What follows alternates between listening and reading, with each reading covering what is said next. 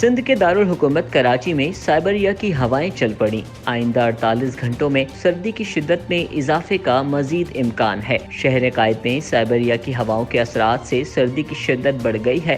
رات بھر خنکی چھائی رہی، جس کے بعد 17 دسمبر کی صبح درجہ حرارت 10 ڈگری سینٹی گریڈ ریکارڈ کیا گیا۔ محکمہ موسمیات کا کہنا ہے کہ آج زیادہ سے زیادہ درجہ حرارت 24 ڈگری سینٹی گریڈ ریکارڈ کیا جانے کا امکان ہے۔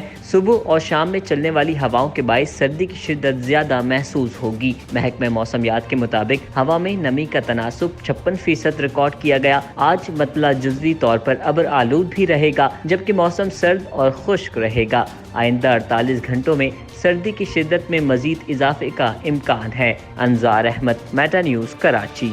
میٹا نیوز کی ویڈیوز دیکھنے کے لیے میٹا نیوز یوٹیوب چینل کو سبسکرائب کریں اور فیس بک پیج کو فالو کریں تاکہ آپ آنے والی ویڈیوز سے باخبر رہ سکیں۔